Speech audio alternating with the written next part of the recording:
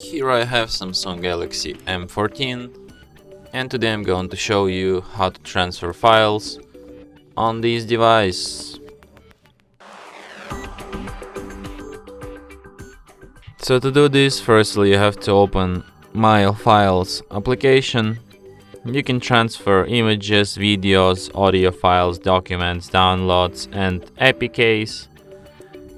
So let's transfer some images, for example this one. Then select if you want to move it or if you want to copy it. So let's copy it. Then select where to you want to copy it. So let's go to SD card, to folder, pictures, and then tap copy here.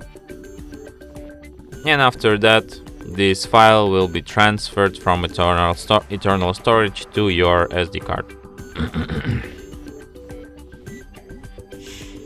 And that's it. Thanks for watching. If you find this tutorial useful, don't forget to hit that like button and subscribe to our channel.